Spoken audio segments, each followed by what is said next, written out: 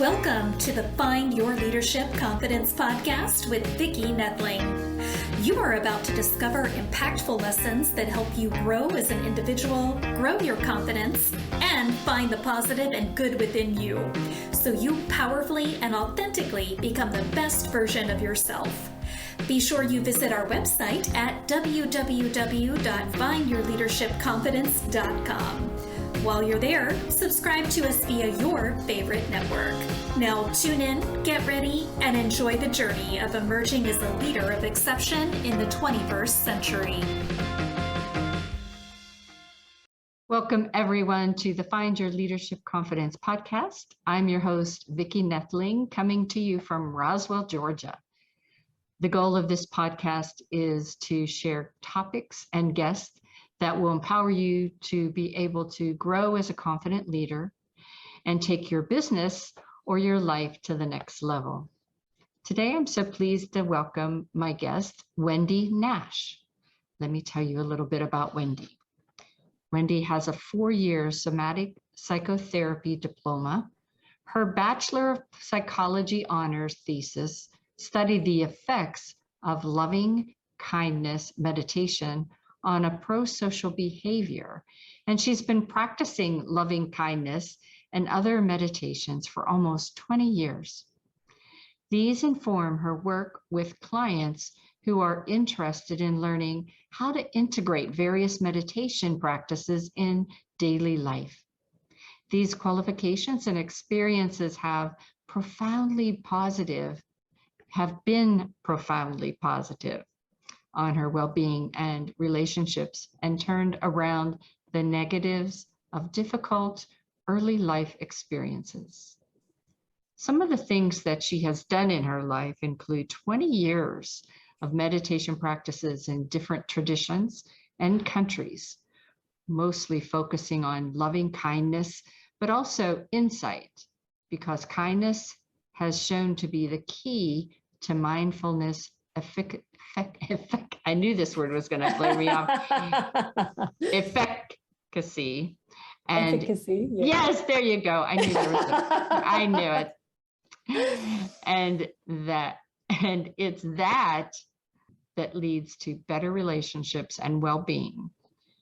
Personal psychotherapy to understand herself and others more clearly, strong engagement with understanding what narcissism is, when it causes problems, when it's useful, and when we can integrate the unhelpful bits, and why we all have an ego. Even the fully enlightened people have an ego. My theme for today with Wendy is going to be 8 questions to open and close conversations. And for all my friends out there who are terrified of public speaking and shy away from any conversation, this should be great. Please join me in welcoming Wendy Nash. Welcome, Wendy. Thank you, Vicki. What a lovely introduction. It's very exciting to, it's just so lovely to do that. And just, I always like to open these conversations with 2 things. And the first up is to say thank you very much for, of course, having me on your show. But also there's a team that happens here. So on your side, there's quite a lot of prep you've thought through. You and your team have come together with a number of different, really reflected deeply about how this is going to work for you, for me, and for your community. And that doesn't come, like you're right, we arrive here in this moment and it all is going straight, let's go straight ahead. There's a whole lot of time and preparation that comes as part of that. And each of us come with all that history, all that consideration, and also that each person in the community, if they provide feedback or even if they don't, just listening to it is a form of contribution, because whatever is picked up along the way is shared further afield, even if it's a very subtle form of change. So I just want to say thank you very much for the warm welcome and the kindness, and not only of you, but also your team and your community. I really like I think, we can think that it's just us, and it really just isn't. So the other thing I like to do is I also like to acknowledge the land that I'm calling from. So I'm calling from Australia in Queensland, and this Aboriginal nation is the Gubbi Gubbi country.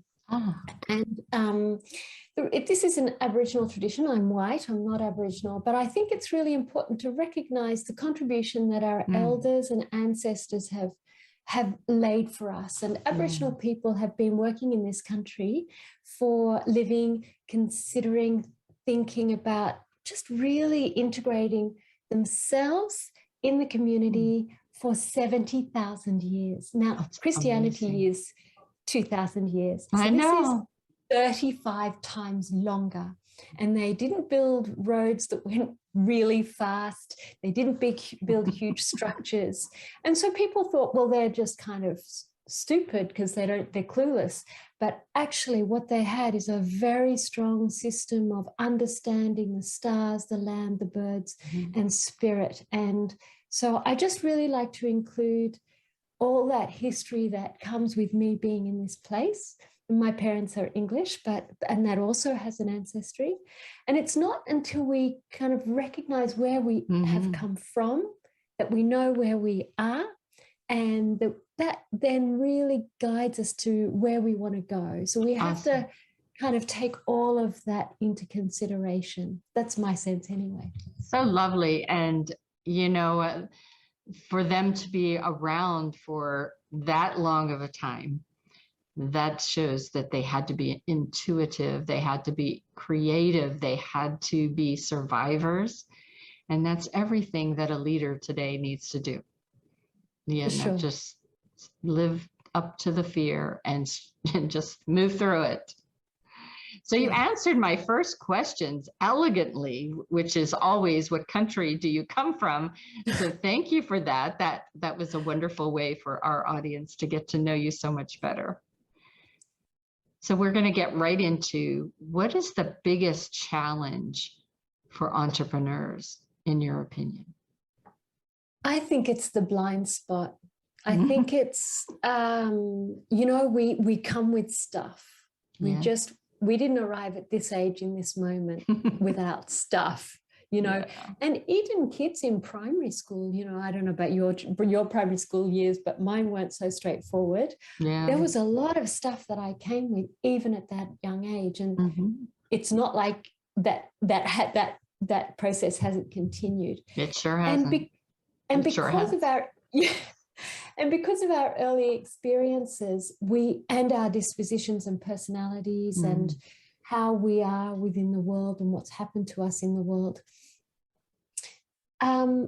we do have blind spots, and I think one of the big things, so that's really hard to work with. And I think that's why I like meditation, because it allows the body and mind to drop down enough to kind of go, well, what am I not seeing about this? So, and that question, it's very interesting. So this morning, I used that in my own meditation. And I was like, well, what is it that I don't like about, I don't know, feeling humiliated? Why do some thoughts stick more than others? Oh, I feel humiliated from that.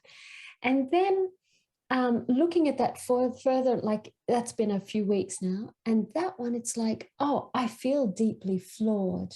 Now, everybody feels deeply flawed. That's why we get caught in these trances of reactivity, and we get frustrated with when we get rejected in our funding proposals, and we have problems with our colleagues and co-founders, and there's conflict, and then we've got our partners are going, yeah, but you never spend any time with me, and then you've got your own needs for your own body to be met to avoid burnout, and then you've got to be on the go, and you've got to be perfect, and you've got to have it all together, and you've got to be amazing, and you've got to be this, and you've got to be that, and that's right.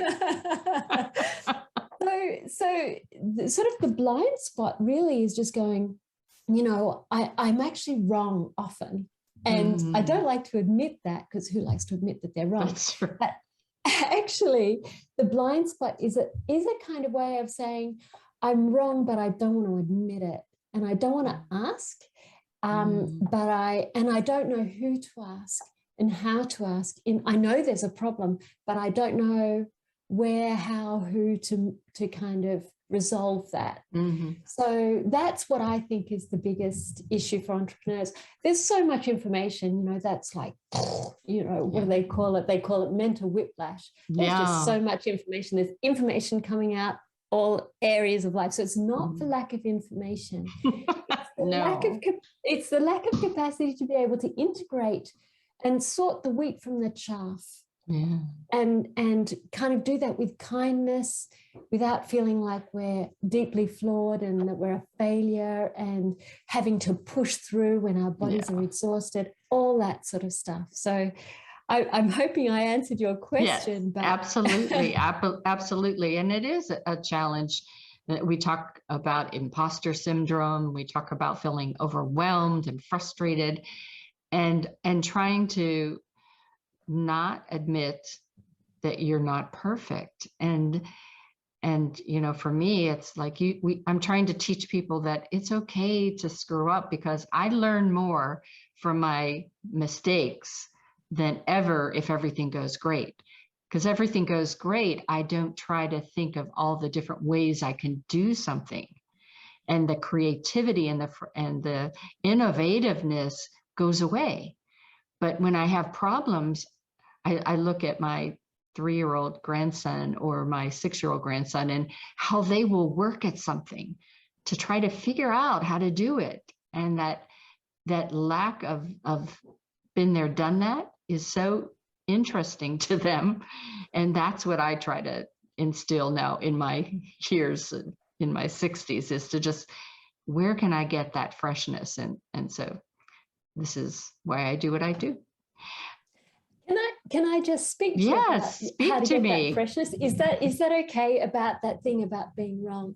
So I come from a very self-righteous, superior family, and we knew everything, and we're so much better because my parents came here from England much better than the Australians. I mean, just this tremendous sense of self-righteousness. And we only watch, NPR. We don't watch, like those low riff-raff commercial channels. So I came with that background and I enacted that, and I was all that sort of stuff. And so, I had a lot of complicated early things and happen in my life, but I thought I had it all together. And then my ex-husband walked out, and that was a really good review point because I was just, wow, well, didn't I get that wrong? And it made me go, well, there is something I'm doing. I don't know what I'm doing. I'm clearly doing it wrong. What is it that's going wrong? What is it? Yeah. What is this? And then a couple of years ago, so that was 20 years ago, but even a couple of years ago, I thought, okay, what can I say that I'm right about? So I'm going to run a little game with you. If you're okay with this, I'm going to put in a challenge for you. So is there something that is your big, really kind of deep, kind of exciting thing for me? So for me, it's active transport. I'm really interested in people getting out of their cars and being able to move and things like that. So that's my big thing. For you, what's your big kind of passion, interest? It might be about work, but it might be jazz music or something. What is your big thing? So I think really right now, my big thing is I work with the youth a lot, and I love seeing the transformation of a person who is shy and introverted to just see them blossom by just having that communication. Great. So your big thing here, if I've got this correct, is that it's about the capacity to really listen well, and that allows them to kind of bloom, this person who's quite shy. Okay. So I'm going to pick that up and just go communication skills with youth. All right. So I'm just going to focus on Perfect. Okay. So of all the communication in the whole world about how to talk with youths, as a percentage level, how much would you say irrefutably that you are absolutely sure that is correct? So if someone came to you and said, I've got this thing going with a teenager, how do I respond to that? Like, and you could say you absolutely 100% in that circumstance, you would do this irrefutably. I would have to say 80% because I always know that there's something underneath that I don't know. And that's where I have to question. Okay. All right. So you have a good idea about what question is. So 80%. All right. So many people, so often people talk about, so for all youths all over the world, communication, Mm-hmm. and somebody said to you, what is the right question to ask? You would say 80% of the time, this is the exact right question to ask, no matter what. For anyone in the world, different cultures. That's a tough one. The question I would probably ask is, not the question, but percentage-wise, how likely is it that you're going to think about that question is the right question? I would have to say 50% of the time. Okay, so we've dropped down. We've dropped Mm-hmm. down to 50. Mm-hmm. Okay, mm-hmm. You really know what you're on about. Okay, so we'll go there, and then as a good hunch. So that one is like irrefutable. This is absolutely the right question to ask. So if somebody comes to you, you know exactly what is the right question. And then another time somebody might come and go, all right, probably this would be the right kind of way to answer it, I think. And as a percentage, how much would you say a good hunch would be? Probably a good hunch would be down to that 20%. 20%. So 50% you'd be absolutely on the money. 20% you would be a hunch. So we're talking a good hunch. So that's 70%, which means that 30% of the time you are probably very likely wrong. And I would say that's true. I think so. Right. And so I remember asking this to one of my clients who's a software designer.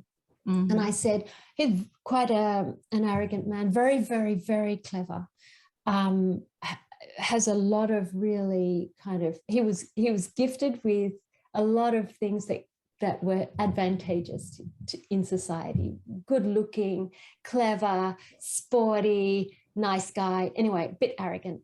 So I said, of all the information about software design around the world, how much would you know? And he sort of started off at a high number and then he went, realistically, I think it's probably 2-3%. Yes. And then I said, okay, a good hunch be 20%. And so I said, okay, so 80% of the time you're going to be wrong, actually. There's a really good chance that you're going to be wrong. So, and even in that 15%, whatever it was, of the good hunch, you still could well be wrong. So 95% of the time, there's a really good possibility you're wrong anyway. But so you're holding on to this idea of 5%, 2%, 3%, whatever it was, of being right. And yet the whole identity is that I am right. And you'll argue to the death. Exactly. But 95% of we think we're 95% right and 5% wrong, when actually it's the inverse. So this is what I found out. I'm like, once I realized that, I'm like, oh yeah, I'm wrong all the time. Why do I hold on to that one? That said, the other day I had an interview and he had sent me a link and I hadn't seen it, and I had problems with my internet. I just moved recently. And basically I was unprofessional. I wasn't well prepared. I didn't have it in my game. I wasn't on my game. And I asked for the interview to be withdrawn so he couldn't publish it because I just felt really unprofessional. I did not want to admit that I was wrong in my behavior. I did not. And I really got this thing about, okay, imagine you're the CEO of a big corporation and you have led it into a train crash. I was wrong. Like I've been doing this 20 years. I understand how narcissism works. I understand about taking responsibility. I understand the probabilities of knowing everything. And my tiny little thing, I was like, I don't want to say I'm wrong. And I think of these CEOs and I go, no wonder politicians, CEOs find it so hard to say, you know what, I was wrong actually. So it really helped me kind of be more compassionate about the situation. Yeah. So sorry to digress on. No, but that just made me think of a situation I had a few years ago where I had some folks that I was coaching, and both parties thought they were right. And both parties were willing to fall on the sword to admit that, to be right. And it was one of those things where they both were right and they both were wrong. And neither one could see that. And it just became such a contentious conflict and didn't need to be. And it was one of those things where you just had to watch it evolve, because it's not something that you really can force people to do, right? To admit. I'm sure your self-revelation about whenever you were wrong and saying out loud that you were wrong. I know for me, especially as a mom, moms never want to say they're wrong. But there's a few times in my life where I've had to tell my kids I was so wrong. And actually, so what they talk about in a relationship is that the problem isn't if there's a rupture in the relationship. So you make a mistake, I make a mistake, and I'm like, oh man, I was so out of line, actually. I was really wrong in the way that I did that. So if I kind of go, rah, and I'm a horrible person, or maybe I behave something and I'm quite selfish and I don't realize the impact on you, whatever it is, then that breach in the relationship is a problem.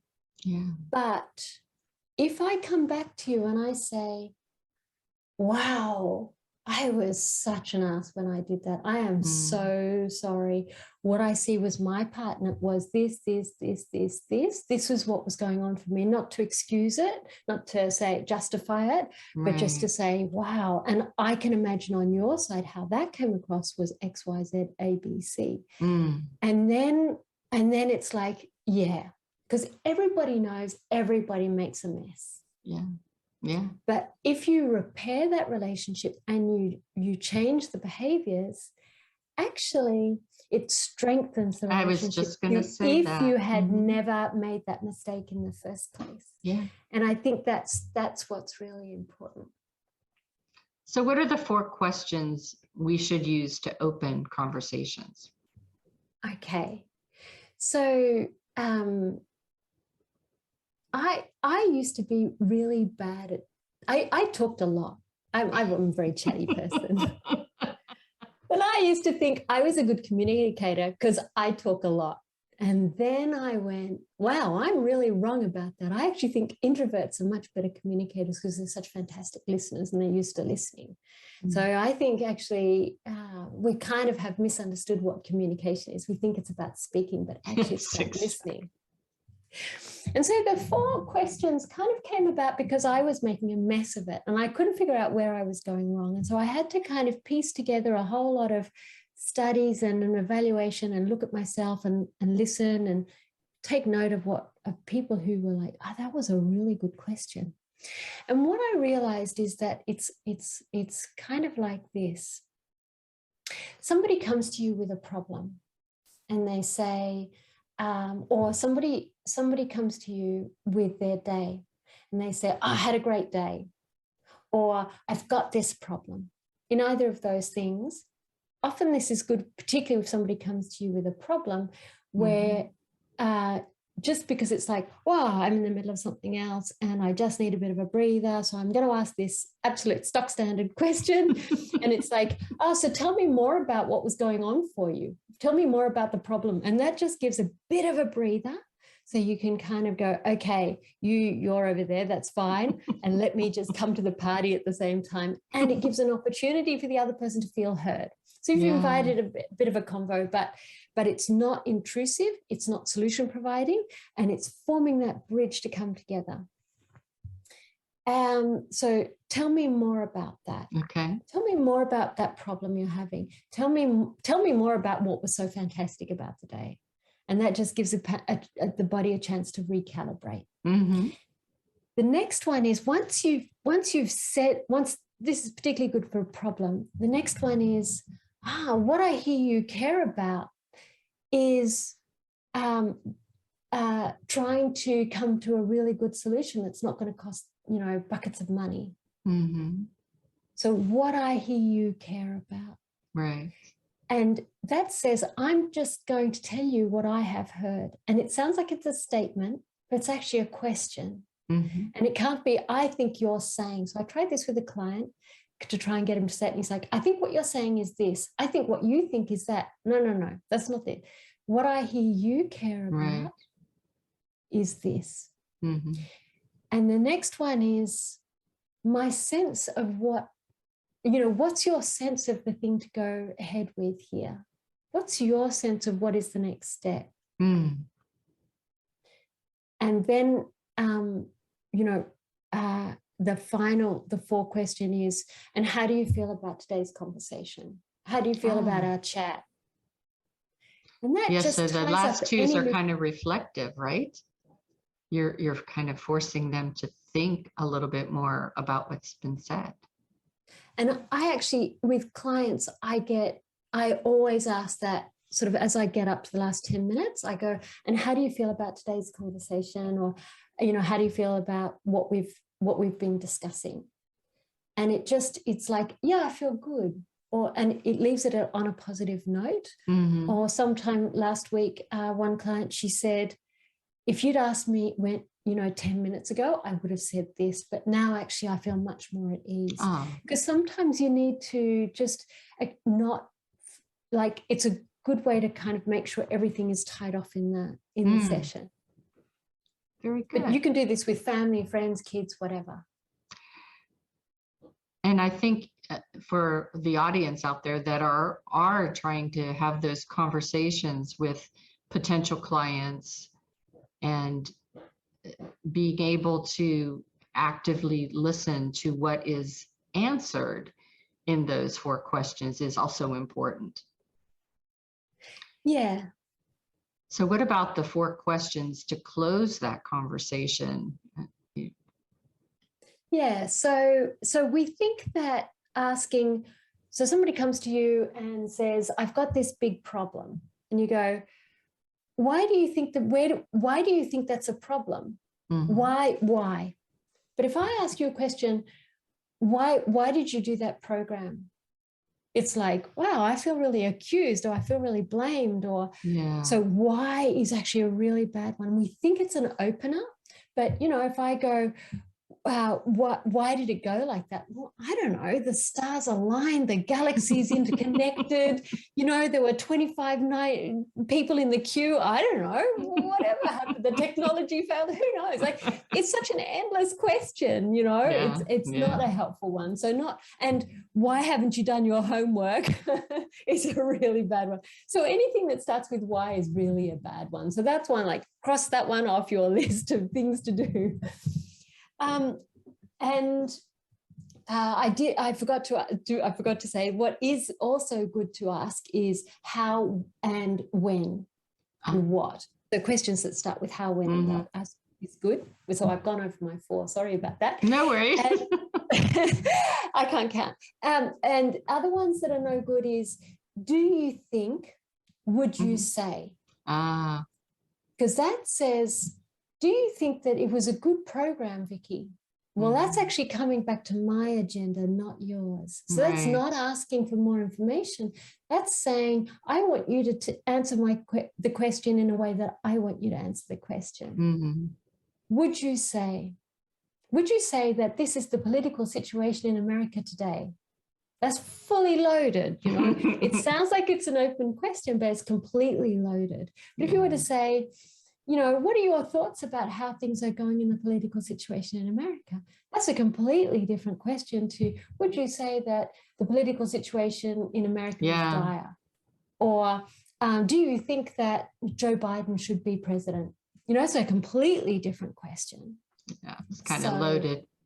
It's very loaded. It sounds Mhm. open and curious, but it's completely loaded. And I realized that the reason why those came really strong is because I had a relative who kept asking me, she'd start with an open question, how's things going for you?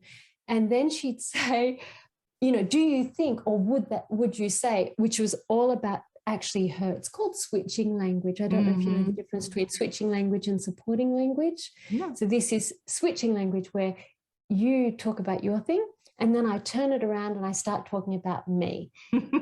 Which is all that I wanted to do anyway. so those questions. And the last one is, so do basically is a bad question, but also if it starts with is or are, of course they're closed questions. They will shut down the thing. And I have a client and we do this every week and it's really hard. He's an older gentleman and he was a journalist as a young man, and he has been doing this for a long time. And I just have to train. It's a battle for him, but he knows when he does it, it's good. That it's a big training ground. So don't think you'll get it happening instantly. Yeah, it's really just to change something you've done for a long time. Exactly. How can I manage burnouts with meditation? Yeah, so it's interesting. So people have a thing with meditation that it's good to, like silence it silently. And that's great. And that definitely helps. It sort of calms the body and mind. And it means that we can really start to look around at a more broad, once we're in a less aroused state of mind, we can really start to look at the larger picture and think, that's so. For me personally, I hate cleaning. And I always hated cleaning. And I've had cleaning ladies, even when I was a university student, and in a one-bedroom unit and one-bedroom apartment. Like, how bad is that? You really do. That is really bad. That is really bad. But I realized a couple of years ago, what I don't like is the physical pain of like going underneath and trying to figure it out. And also I found that a lot of the products were really rubbish. So I'd sweep. And then it was like, well, why did I bother doing that? Because there's just as much dust at the end and there are as at the beginning. And so what I realized is that, and I was meditating, it's like, well, what is it I don't like? And it's like, I actually don't think the implements that I use are good. And as it happens, a neighbor said, I use these XYZ products. I'm not going to give the brand name, it's not appropriate. But I was like, that is so good. And now I have them. They cost a fortune and I use them and I love cleaning. But it wasn't until I figured out exactly what it was that was pissing me off that I could change that. Yeah. And that happened in meditation. It was that observation that arises. Now, I also teach meditation to a group of women at the gym. And they have little people to take care of during the day. And one of them has a child, 12-year-old boy with oppositional defiance disorder. And he also has ADHD. So she is a single mum. Wow. Yeah. And it's like no one else will take care of this child because he's so difficult. In the gym, I'm not going to teach meditation in that sort of environment. Sit down and be silent, like the mind is going to be too wild. So what I do is I find ways to raise questions about how we're seeing in the gym where there's little people around crying, clambering all over the equipment. So I have to work right here with what people are at. And I do it, so it's meditation isn't necessarily sitting still. So a lot of people get frightened off by that. It's really about being aware of what's going on in the mind. So you can do things like cleaning. So this was one of the ones that I had to learn when I was cleaning. It's called Leave No Trace, because I was like, I hate cleaning and I can do it. I can clean one. I can't ever clean all my windows in once, but I can do one a week. And I figure, okay, I'll clean one. I have to figure, I've got strategies. So And this is a meditation practice, which I love. And it's great for people who have ADHD and can't sit still or have a really wild mind. when you've brushed your teeth in the evening and you notice there's like the remnants of the toothpaste in the basin, instead of leaving that for some delightful person to look at and go, oh gosh, I'm so excited for you. You have brushed your teeth. That's very good. I can see the evidence of that.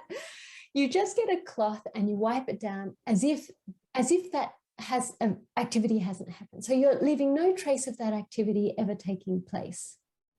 That's a very nice meditation. And what it does is it triggers things like, oh, I'll do it later. Or why am I doing that? That's somebody else's job. I mean, so for instance, if you were doing the dishes, for instance, well, they should have done the dishes. Or if the person before you hasn't hasn't wiped down after they've brushed their teeth, then it's like, well, I'll do it later. That's not fair. So, I'll do it later. And then you can kind of really engage with what is going on in the mind. Right.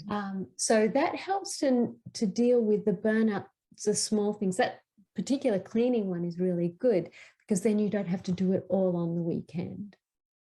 So, I think that for me, always cleaning, and I don't hate it, but it's not my most favorite thing, but I always found it was a great time for me to work on problems and solve things and be reflective, because my mind is focused on something, activity, that then I can think about things more. And so I do solve a lot of problems that way. And there's a really great way. So when you first start cleaning, you get out the mop and the whatever it is, the broom or whatever, and you just bring to mind the current problem you've got, website design, getting clients, whatever it is. And you just go, what am I not seeing about this? Yeah. And then go about your daily business. And you can do this before a run. That's another one. So absolutely. So how often and how long should I try to meditate? So apart those active meditations, obviously you just do them on the go. But I think for beginners, so the way that I work with clients is that I get them to do 1 minute a day at the same time. So get into bed, you turn your phone onto airplane mode, and then you set a timer for 1 minute. 1 minute. And you do that every day for 7 days. The following week, you do 2 minutes. The following week, 3 minutes. And you go at what feels right. So you may not be able to go to 3 minutes after 3 weeks. What's really important is to register what's going on in the mind. So it'll be wild. In the beginning, it's wild. That's just normal. Because you've got this huge backlog of stuff you've never looked at. And it takes a while to figure out how to navigate that. I have a client who's been doing 4 minutes for about 3 months. So it's not about going at what everybody else says you should do. It's about really paying attention to your own mind. And then once you get to the longer periods, you can start to be more creative and understand more. So that wild mind, actually, what I noticed is that there's a running thought that sits underneath that. There's a running emotion that sits underneath that. And so I started asking, I've never heard anybody else do this, but I started asking, what is the emotion common to all these thoughts? And once I did that, I was like, oh, I'm actually really pissed off, or I feel humiliated, or I feel resentful, or I feel like this morning, I feel deeply flawed, actually. And then I'm like, and then the next part of the process, once you've figured out what the emotion is to go, I feel humiliated. Yes, it's true. I feel humiliated. Whatever the emotion is, I feel sad. Yes, it's true. I feel sad. You can also do it when you're excited. I feel excited. Yes, it's true. I feel excited. And often excited is quite an anxious space. And so people instantly feel like, the body's relaxed. And then the mind can become more creative. So that's the way that I work. But I've seen people go nuts on meditation retreats, those hardcore meditation, like literally the sister had to come and collect them from the psych ward. Oh, wow. Yeah, I've seen people lose it. So it's really, really important. And we don't talk about enough about the negative stuff, negative side effects. There is somebody called Willoughby Bittner. She does research into this. that people do go nuts on retreats. Their brains break because they're driving themselves and not paying attention to what the mind is really asking for. So it's really important to go at the pace that your body and your mind can go with. Don't push it. It will absolutely keep you in good stead. This is a long game, not a short one. Yeah. So I know when I got my watch, it has apps attached to it. And one of them is for meditation and reflectiveness and things. And they're just like 1 or 2 minutes that you do in the beginning of the day, just as you're getting up to kind of quiet yourself. And I love it. It's great. What apps do you recommend, or do you recommend it? What app is that on your phone? It's my Fitbit, and it just has one of the things for relaxation and reflectiveness. And so the one I listen to is just a gentleman that's speaking, and the picture that comes, I have it that goes to my phone, but the picture that comes up is just this field of daisies, and this guy is just speaking in a quiet voice about how the day is going to go, and it just makes you feel great. I just love it. So I recommend that app. Whatever she said, that's the one to go for you. Like other people will have Fitbits and have that app. So definitely that's one. Yeah, and it's good because it's small bites. So that's really good. Yeah. Another one that came recommended by somebody who'd been using it for years. So I haven't personally used these. I'm sort of too far along in my own practice to be able to, what I need is different, and everybody is different. So always follow your own need and yearning is really, really important about that. And he said there's one called Buddhify, and he finds that really good because I looked it up, and you just have to do a monthly subscription. It's a very reasonable price, which I really like. And what I liked about that one was that if you have insomnia, it's a meditation tailored to that. If you're anxious, it's tailored to that. It's got a very simple interface, and it's. I looked at the history and the people, and I just went. When you know what you're talking about, and you can see when someone else is speaking the correct language, doesn't feel like schmarmy and stuff. I'm like, they're on the money. So he's a Sri Lankan gentleman, and Sri Lankans are generally Buddhist. The Sinhalese people are Buddhist. So he knows his stuff, and I can see that. So that's one. Another one is Headspace. That's the one that the research out of the University of Oxford uses. It's a little bit expensive, but many corporations and organizations use that one. A friend of mine got that through his workplace, and he found it an absolute godsend because his organization completely shafted him and his team and undermined his management completely. Oh, wow. And he was absolutely worn out. He ended up leaving a year or two later after this great reshuffle and reorganization, which the organization was a very wealthy organization, but they didn't want to pay pension schemes. And it was all to do with, it was really unethical of the organization. So, but he did that through all that period, and he said it absolutely kept him sane. And he just got to the end of the thing, and then he said, "Now what do I do?" I said, "Go back to the beginning and do it again." And so he just did the same series for about 2 or 3 years, and he said, "Okay, I'm ready to move on now." But just because you get to the end of the series doesn't mean to say that you're in the same place as you were in the beginning. So you can stay in that.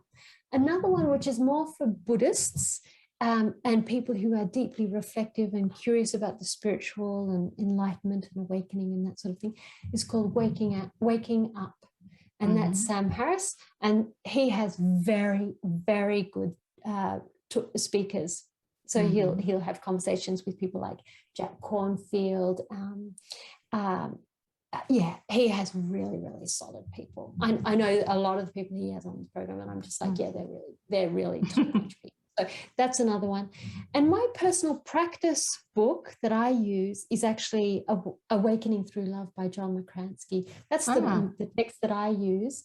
And that was personally the most rewarding for me. I felt deeply unloved and unlovable and unlikable. I felt I lived in a really hostile world. I felt very frightened and bitter about a lot of things. I'd done a lot of work, but I just felt so unloved. And I couldn't shift it, even though I'd had lots of therapy, even though I'd been meditating a long time. And what this meditation, the first chapter that did, is it asks you to look back into your early life for instances where someone showed you care and kindness and compassion. So the rest of the relationship might have been cactus. But in that one moment, that person showed you care. So I have a little bit of a difficult relationship with my brother. And I thought, actually, we used to ride around everywhere. We were really cool together and we used to have lots of fun. So maybe really reevaluate things. And then I was like, actually, I wasn't unloved. I just felt unloved. So that was really good. And that also, I sort of converted that into a practice where every day I go back to this time yesterday and I go, well, what was I doing yesterday? I was at the gym. This time yesterday, I was at the gym and I was with these women and I was doing the meditation with them. And they came with such sincerity, wanting to change who they were. That's a real gift when someone offers you that. And then my partner last night came home with chocolate cake. So I was like, yes. And then, all these things. So there's all these like small things. He also went grocery shopping because we were low on things. And it's like, he got the things that I like. Oh, nice. That's a very small gesture. Yeah. It's everyday common stuff. And I thought, he really loves me. He really cares about me. And I have a tendency to look for the bad in everything and everyone. And these small little things help me really find more kindness in the world than I am naturally disposed or trained to think. So I like that one because it offsets so much of the negativity. It's not to say that the negativity isn't there. That's absolutely not what I'm saying. I'm not saying be a Pollyanna. I'm saying balance the books. Yes, absolutely. Do you find that journaling is somewhat of a way to kind of meditate? Because whenever I write my journal, I'm putting my thoughts, but it's the quiet time. It's really being reflective. What are your thoughts on that? If it works for you, great. It's not for everyone.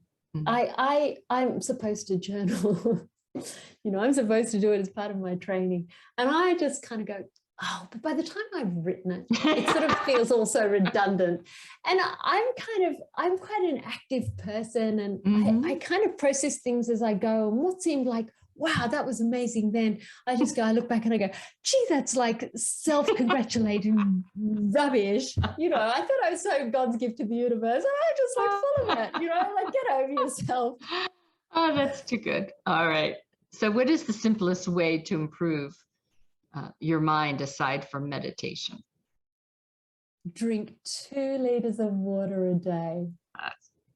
I don't have my 2 liters. So what I do, is this a video and an audio call? It is. Go ahead, show us. Okay. All right. So I'm going to tell you my cheat, because I'm a great believer in cheating. I can only do it like small bits at a time, because otherwise I just go, no, I'm not going to do it. I have a big temper tantrum. So what I do is I get I've got 2 mugs here. So this is the audio version. They're 250 mils. Raise it up higher. Can you raise it? There you go. Okay. 250 mils each of these. So I put 4 of these. So I think in American you do quarts, which is about a liter. Is that right? Yes. So yeah. So if you get 4 mugs like this every in the morning when you on your desk, and then repeat it in the afternoon. So as you go through the day, you put it right in front of you. So you've got it right here. You drink it, and then you've done 1 liter before lunch, and then you've done the 2nd liter after lunch. That's my cheat. Or if you're like the mums at the gym, I just said put water in every room. just everywhere you go, make sure you've got water, so that when you're in there, you've got something to drink. So I have an anti-aging and wellness business too, and one of the things we have is a water bottle that holds a half a gallon or whatever. So, but on the bottle it says 9 a.m. and like 4, and so as you drink, and it gives you, beside the time, it gives you like, way to go, or you're almost there. And it's just a reminder to do. And it's when you finish it once, then to fill it up so you can do the afternoon. But I found that so effective, more so than my other containers that it's there. Did I drink it? I don't know. So, yeah.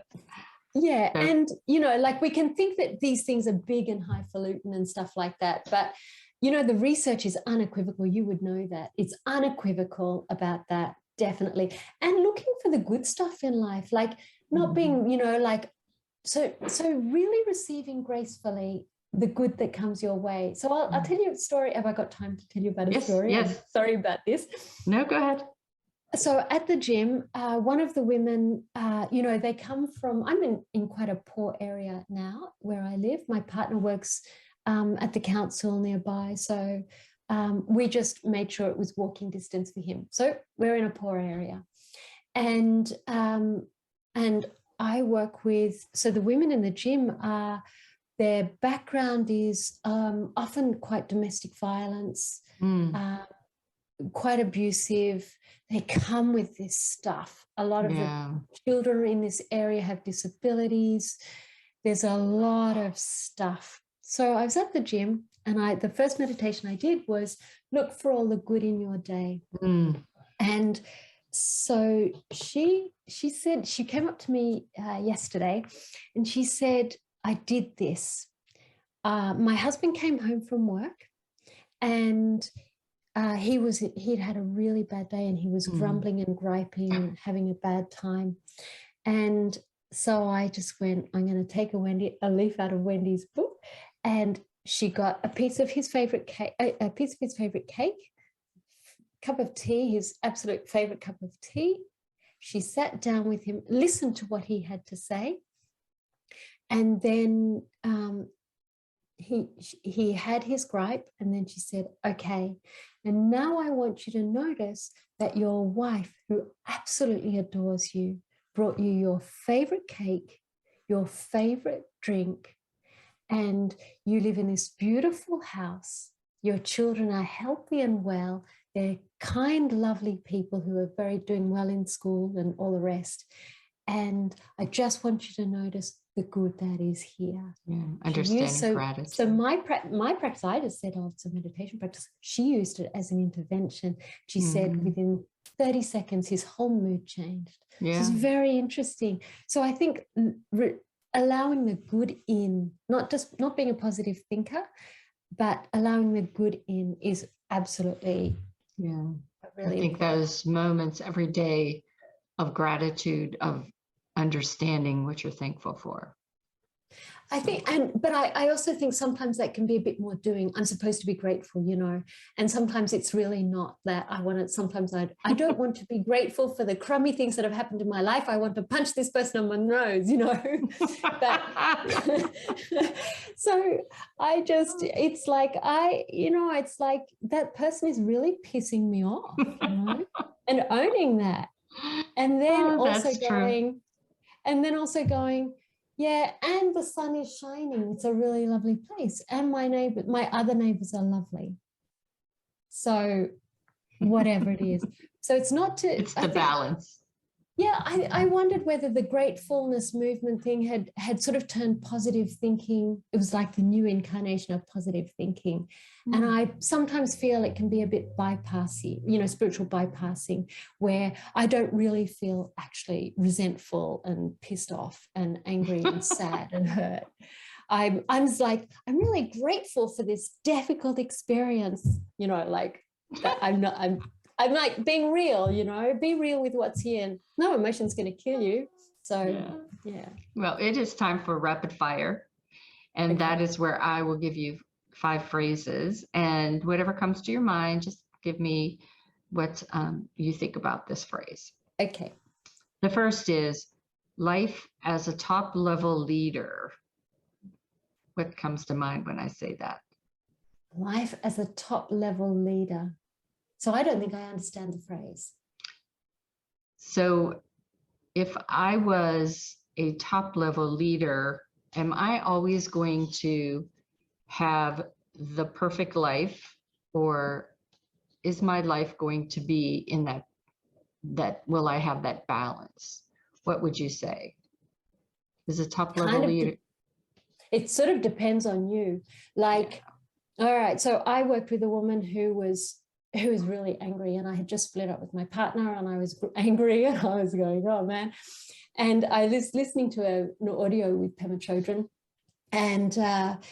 and she said, if you want to be a cranky old person, just like practice it really well. So I'm like, I was looking at this woman going, I'm going to end up like her. Okay, this is a really big motivation. I'm not going to do that. So if you want to have a life where you are well regarded, well liked, and you like yourself, then you have to practice that now. Yeah. So, who's going to live in a cocoon? Like, you can be anyone. And Jeff Bezos, he's got all these buckets of money, but yet he's like, there was this fantastic thing I saw last year when Donald Trump was in power. And there's this Chinese guy, and he was doing statues of Donald Trump all zen and calm in a monk outfit. And he said he found Donald Trump so interesting because here was this man who was powerful, rich, beautiful wife, beautiful children. He has everything, and he's so unhappy. It was really interesting. So it's up to you.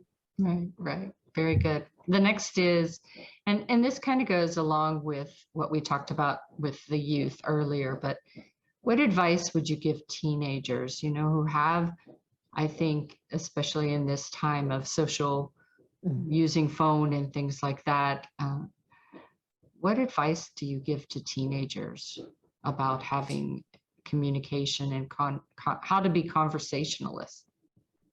Yeah, I did read this morning on Greater Good that actually teenagers have the least amount of self-compassion of everybody. So definitely when they're lashing out, that's something to work with, that there's not so much self-compassion there. I think that maybe it's not for them to do, but what we can do is listen better. Like you did it really well. Listen better. And communication skills, I think, I don't know that I have any great answer on that. I know as a teenager, I just wanted somebody to understand me, to actually not even necessarily to get it right. I just wanted somebody to try. Yeah. And that's what I think is the thing about teenagers is, and I think definitely reach out. I think that's one of the things that was such a draw for me is after I did my first sessions with the youth, and these kids were middle school. So, that awkward age of I'm not yet a teenager, really. I'm not a little kid anymore, and all the hormonal things that are going on. And so the coaching that I do for them, they have to give a speech for 4 minutes. And for some of them, it was 4 minutes where someone listened to them wholly, didn't interrupt them, and listened enough to give them feedback on what they did well and areas that they could improve. And you could just see their whole demeanor change. You could see the light come back into them. And so for me, I think that's the, where the active listening pays off the most, because, you can impact them for the rest of their lives. Like I have kids now that are in college and getting jobs that remember those moments. So I listened to the TED Talk by the mother of the Columbine shooter, and she says, I just wish I had listened instead of telling him clean up his room. Yeah. And what you're saying is just that. Mm-hmm. So for the teen, what do I want to say to teenagers? Kind of, it seems big now, but one day this horrible place called school you won't be here. It will be different when you're an adult. Actually, I had somebody and I said, it's just really bad when you're a kid. You don't have the agency to change a situation, Mm-hmm. but it doesn't last forever. Yeah. Yeah. So I don't know if this is a redundant question, but what are you passionate about? What is your passion right now? Okay, my question at the moment, so my big thing at the moment is active travel. So I'm really interested I love travel. Yeah. So one of the things about meditation is you start to look at a much broader picture. You go, well, there's me, but then there's that person and that person and that person and that person. And how is this all coming together? So just a couple of weeks ago, I read a really amazing book about, I've got a copy on my desk. Yeah, sure. Show it. Show it. Mm-hmm. So I read this book and it's called Movement. Can you see that? I do. Yes, can see it great. And who is it by? Her name is Talia Vicard. So she's from Amsterdam. She's a journalist. This is a translation from a Dutch book. It's a very, very good translation. And it talks about the public space, which is a road, which has become privatized by by car use and drivers. And it starts to question, we say they got hit by a car. Well, actually, they didn't get hit by a car. A driver hit them with the car. It's a bit like the gun conversation you have in the US. The gun killed them, not the person pulling the trigger. It's that same conversation. Yeah. So I'm sort of teaming up with a woman who has a child in a wheelchair, and I want to really get the local council and community engaged with changing the way that we understand roads and make them back to being public spaces where they have historically always been. So that's my current passion. Awesome. Excellent. So you talked a little bit about your family and you touched on this. What, if you look back, what is your best family memory? One that just touches your heart. I'll tell you, actually, I moved interstate recently and I was going through some old photos. So just to give a heads up about the complicated nature of that question, my sister died when I was a toddler. She was a younger sister. My father died when I was 13. 3 of my grandparents died within that. And I was bullied for 5 years. And there's a bit more besides. Oh, my goodness. So when you went through sort of school years, I'm going, oh my God, mine was just so awful. And I failed school 8 times. So to kind of go back and go, oh, what would I say about my family? Because it's pretty fragmented now and it's not a happy place. I don't have good, it's not a place where I think fondly of, to be honest. There's a reason I've done 20 years of loving kindness meditation. There's stuff, and you got a baggage. I got 25 bags, and what is it they say about Linford Christie? I have, I'm a well-balanced person. I've got chips on both shoulders, Anyway, I was going through all my stuff, moving interstate, and I found this photo of me just before I went to Sweden as a teenager to live there for a year on student exchange. And my mother had hand knitted one of those, is it Fair Isle, where you've got the pattern around the shoulders and the thing? And she had hand knitted that for months. Now, I have a very complicated relationship with my mother. It was about 2 years after my father died, and he died in really difficult circumstances. So all I will say about that is, if you just don't suddenly exit life from your family, don't do that. That's really bad. So that's all I'll say about that. But she had knitted me this jumper, and it was really, I was like, oh, she did love me. Mm-hmm. Like, there's the proof. She doesn't do many things. She's not done many things for me. But that's one. And I'm like, gosh, that was a real act of love. Yeah. So yeah. That one, there you are. Awesome. So what is your next path on this journey that you're taking? I think it kind of goes with your passion maybe, but what's your next path? Look, I've just moved here from other places. I've just joined Toastmasters, so I'm going to do sort of public speaking. So I think it's sort of that, and I've got a renewable energy group that I'm going to start. I've never been like that. I'm actually really happy. It's taken me, I've told you where I came from. It was very painful. I was very bitter. I was very angry. And I've turned all this love, and I have such love that I want to kind of bring into the world now. And so I've got groups and this and connecting with the local community and just being with people that I've never met before and learning. And that's my thing. Well, I am a 25-year Toastmaster, so I will tell you, they are a wonderful family to have. It's just, you'll love it. You will love it. Thank you. Thank you. I just joined today. There you are. Oh, awesome. Well, if you have any questions or anything, I am here to help you. Thank you. I'll bear that in mind. Yes. Time now for me to give a warning to those that are just listening that I'm going to share my screen and give contact information for Wendy. So we have a very clever, if I must say so myself, website that you can go to. It is kindlycutthecrap.com. That's kindlycutthecrap.com. So kindlycutthecrap.com. I love that website.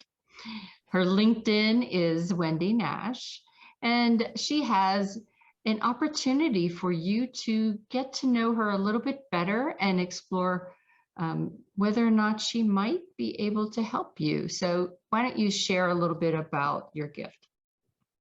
So, these interviews are interesting and it's really great, but I'm always really delighted to hear about how people are going with meditation. And sometimes, we have really good intention to get going, and we just need a one-touch call. So just feel free to contact me, and I'm happy to share. I'm in Australia, so there's a bit of a time zone thing. Sometimes that's quite advantageous. Just feel free to ask me a question, and I'm more than happy to answer. I love hearing about how people are going with their meditation, and I think it's such a great thing. It's helped me so much. I want other people to feel that they're also really well supported in that thing. And I'm happy to give any hints or tips. No problem. Excellent. So again, you can go to her website and then add contact. So on her website, just look for the contact area of her website, and you can be able to set up that call. Again, her website is kindlycutthecrap.com, and check it out. It's brand new. I know, it's clean, it's crisp. I love it. All right, so it is now for us to close out this wonderful interview that we had with Wendy Nash. She shared her story. She shared lots of insight, lots of guidance, tips. And if you want to know more, please do reach out to her. Check out that clean, crisp website that I talked about. And as always, thank you for listening in, tuning in. And until next time, remember that life is a journey, and it's up to you to enjoy the ride. This is Vicki Nettling signing off. Thank you for tuning into the Find Your Leadership Confidence podcast with Vicki Nettling, where we share impactful lessons that help you grow as an individual, grow your confidence, and find the positive and good within you so you powerfully and authentically become the best version of yourself. Remember to visit our website at www.findyourleadershipconfidence.com and enjoy even more great episodes like this one. Again, while you're here, subscribe to us via your favorite network. We look forward to seeing you next time on the Find Your Leadership Confidence podcast.